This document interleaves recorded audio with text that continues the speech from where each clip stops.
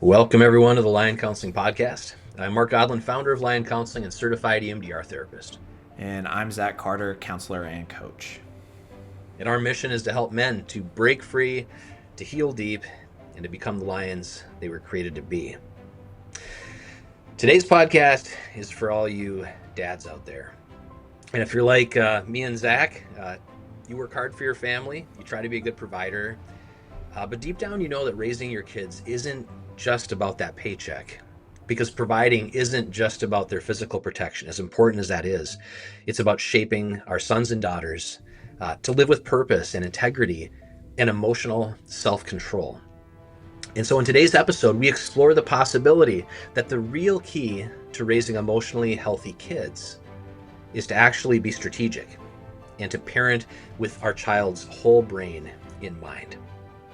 So hang on, we're going to have a great conversation today about that, and feel free to throw in the comments. If you agree, if you disagree, we'll be diving into some of the literature on the science of what might work in this area.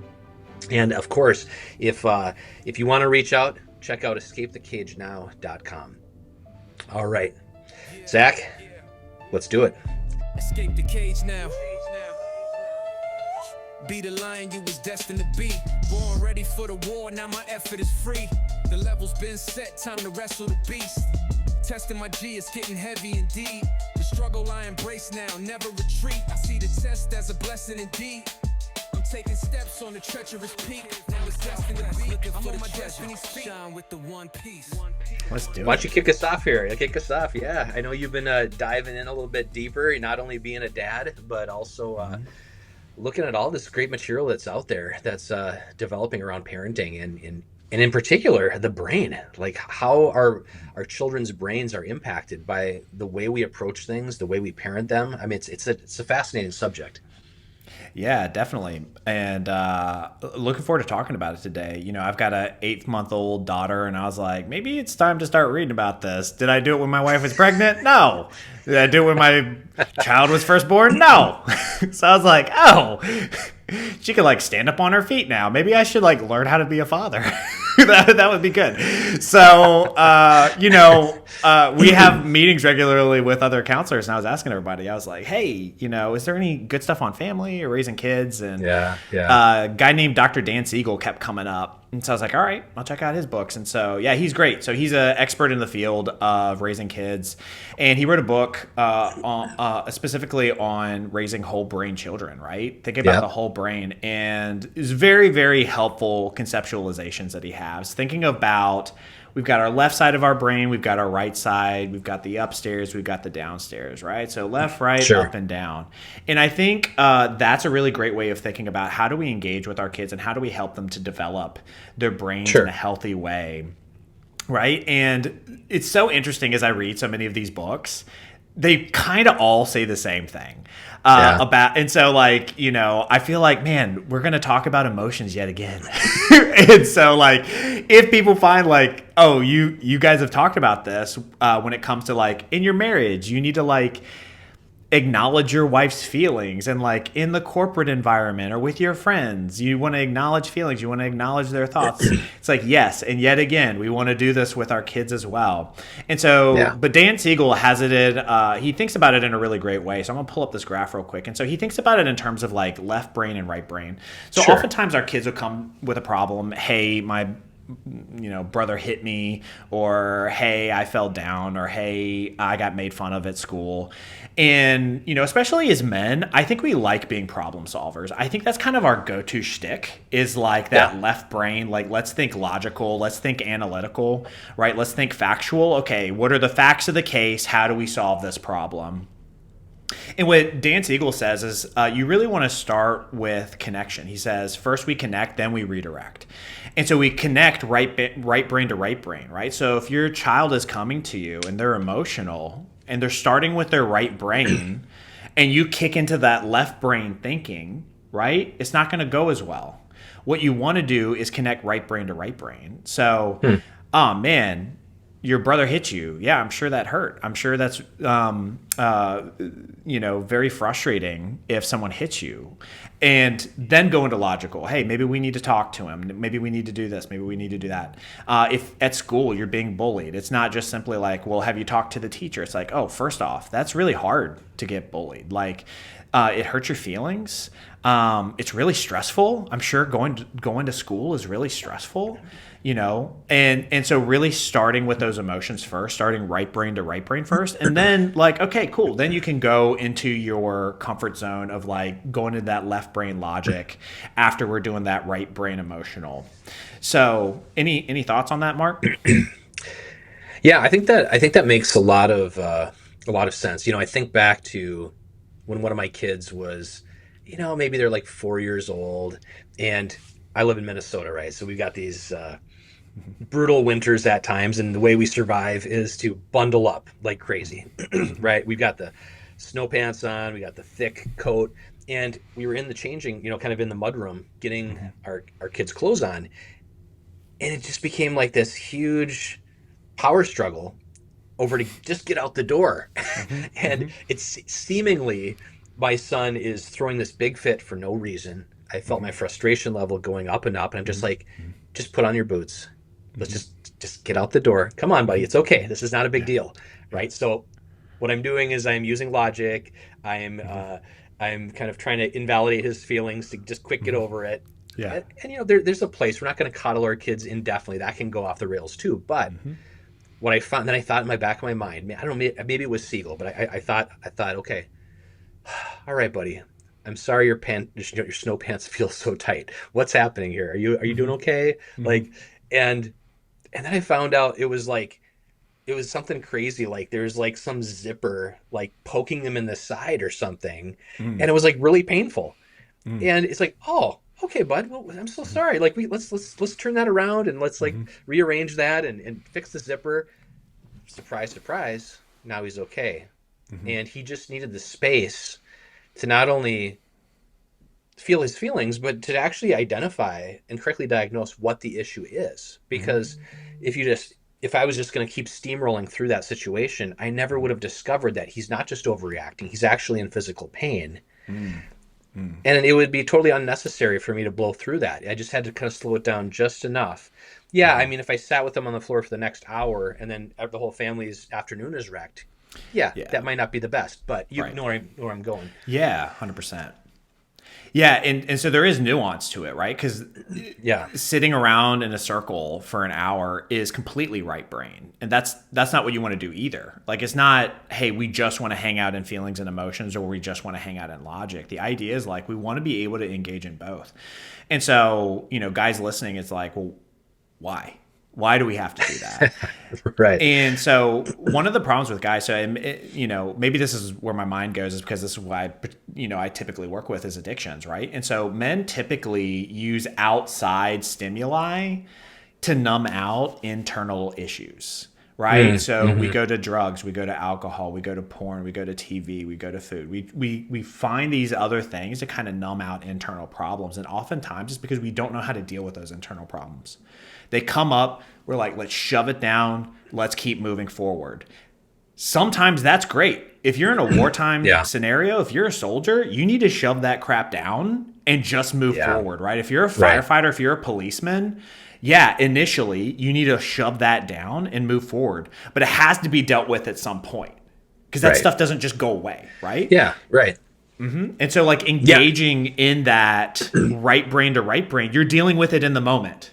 Yeah, that those pants are frustrating, buddy. Oh wow, it does hurt when your zipper is poking you in the side. And then logic. Okay, let's figure out how to fix this problem so that it's no longer hurting. And then your child both feels heard, begins to develop that EQ, emotional quotient.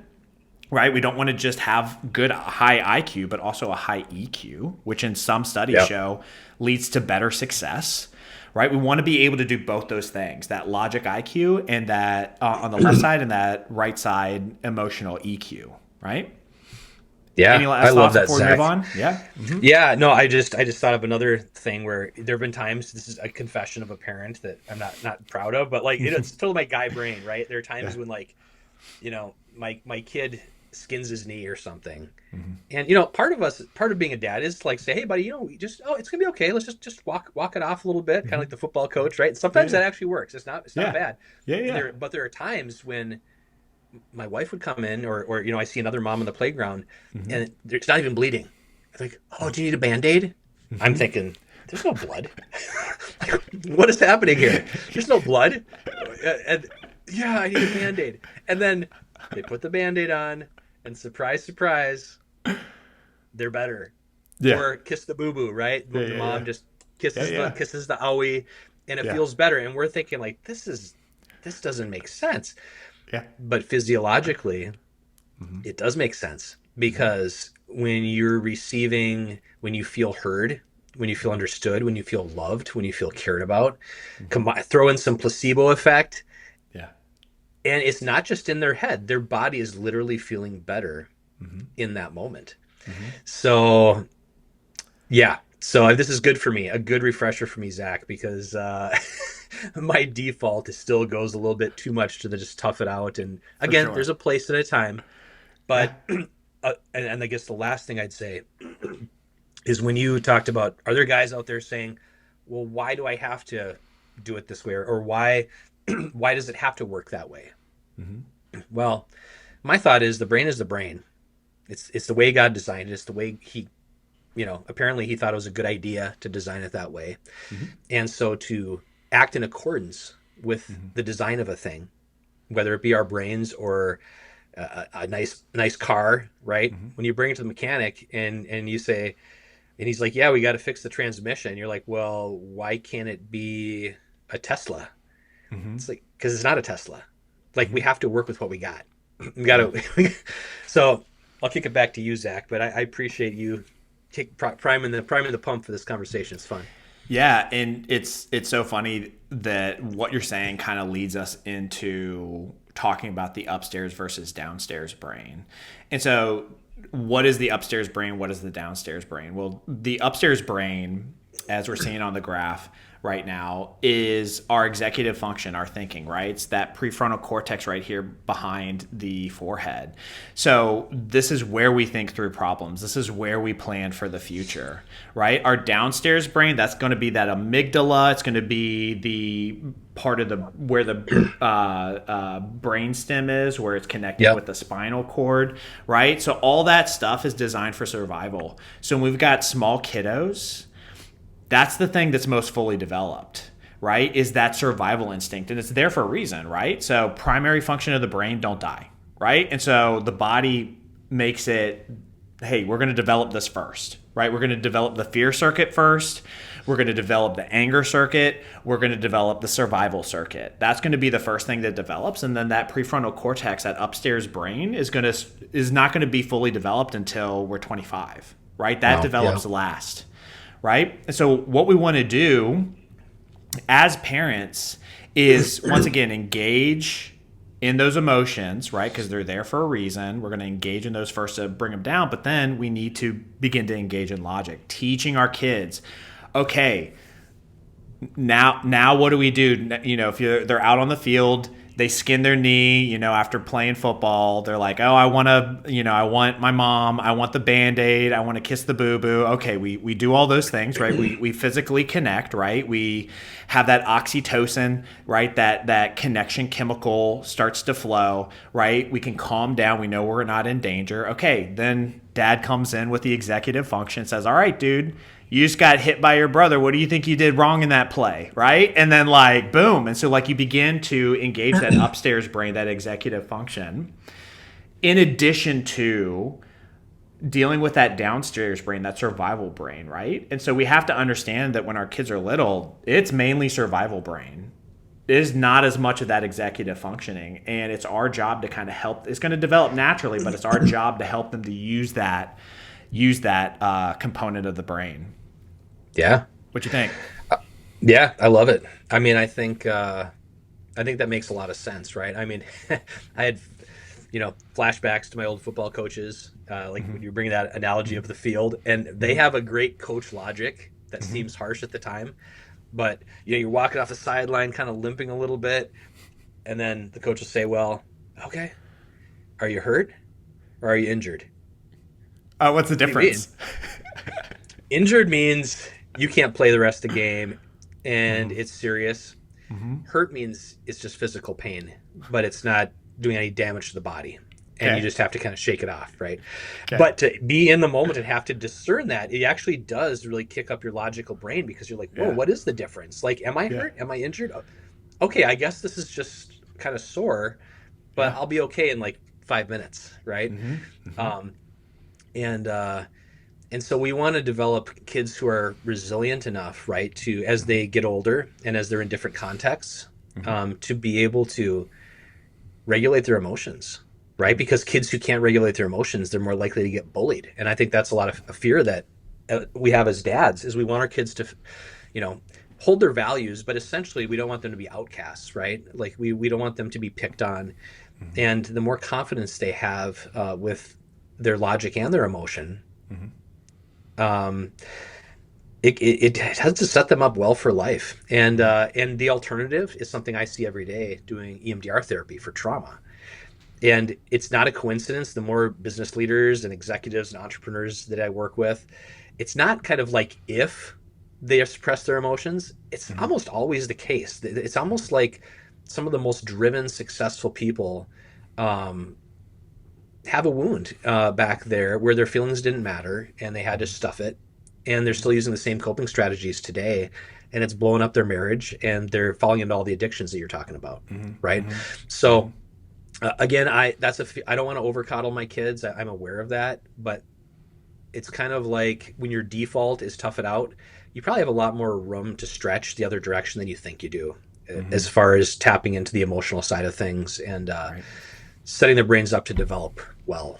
Yeah. Right. That's perfect, man. And so if you're asking, okay, well then like what is the process? How do we go about it? Well, if previously it's connect and redirect, we're going to start with that right brain, connect with the emotion first, and then problem solve. Cool. Do the thing that is in our wheelhouse.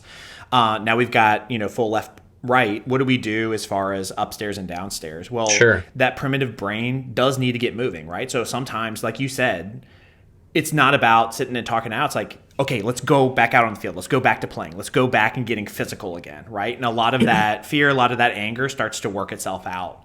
But in addition to that, telling the story, walking through the story of what happened, right? And so Sure. as little kids, you encourage them, hey, tell me the story. What's the thing that happened, right? And you draw the story out of them. When they're real little, you might have to fill in the details. Okay, so you're walking down the street, and what happened? Oh, the kid came and pushed me. Yeah, the kid did come and push you, and I know that that hurt, and I know that that scared you a little bit. What did you do after? Oh, well, I got up and I went to my teacher. Okay, yeah, you went to the teacher, and what did Miss Smith say? Miss Smith said that I was going to be okay and that I was safe. Okay, so you've just walked through the story, and it's helping to Yep. get out of that primitive brain into the executive functioning brain, right? This is exactly what we do in therapy, right? So if kids aren't taught this stuff, they come and see guys like me and Mark, where we have to do the same process, which is You're right. tell me the story. Let's walk through it. What did Yeah. you feel? What did you think? What are you learning from it? How can you grow from this, right? And so you can start with your kids when they're little, right? And so as they get older, you let them tell more of the story, and when they're younger, maybe Yeah. you help them along a little bit more. Wow. Yeah, that's powerful, Zach. There's something so important about telling that story, and what a powerful parallel you're making between the very things that we do as counselors and therapists. There's a mini version that we can do with our own kids as dads. And as you know, Zach, I had the privilege of interviewing Jonathan Pageau a while back for the podcast, and his symbolic world is all about story, all about metaphor, all about symbolism.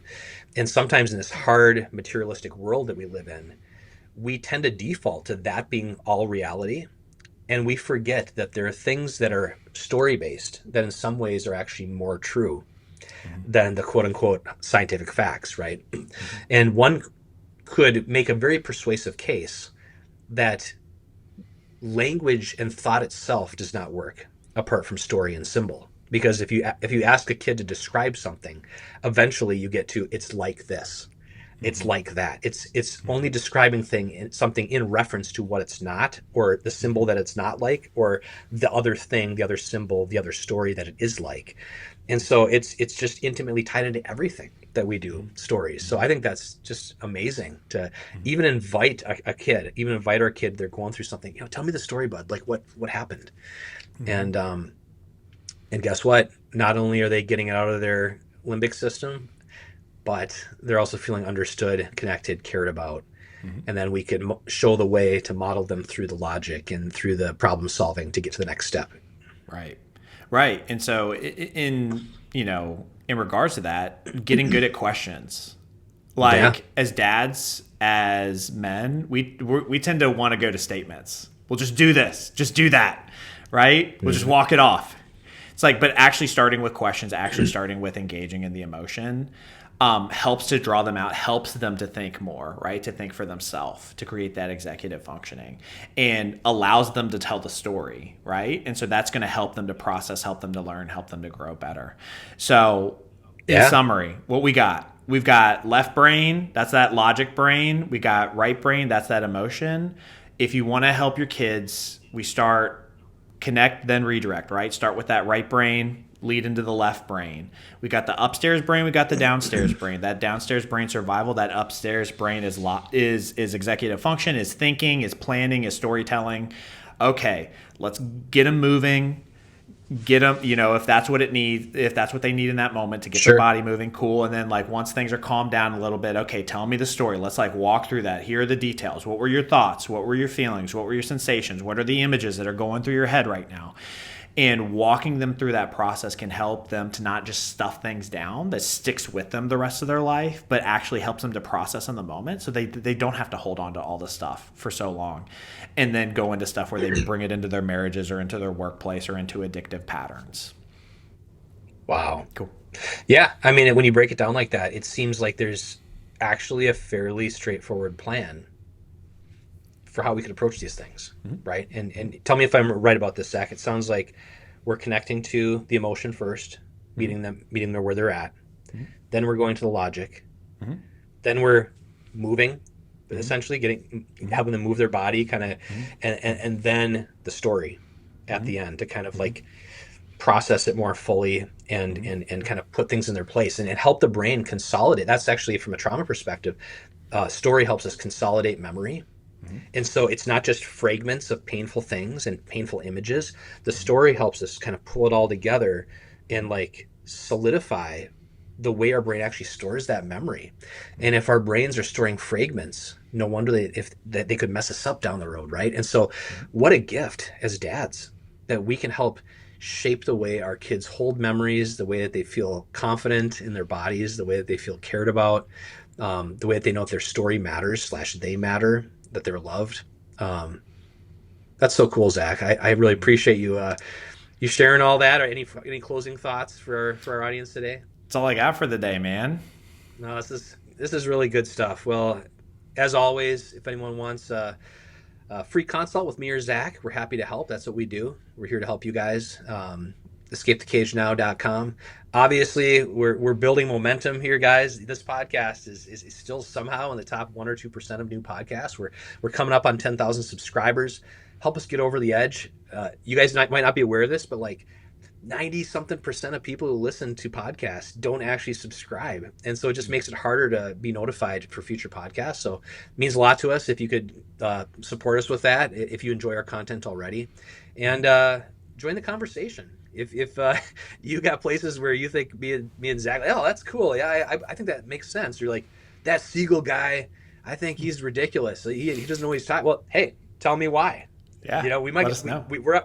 We're learning, man. We're learning with you. So throw it in the comments below, and we'll keep the conversation going. We still have the opportunity. We're blowing up, but we're still small enough where we can read every comment and respond most of the time. So thanks everyone, as always, and we'll talk to you later. Take care. Bye, everybody.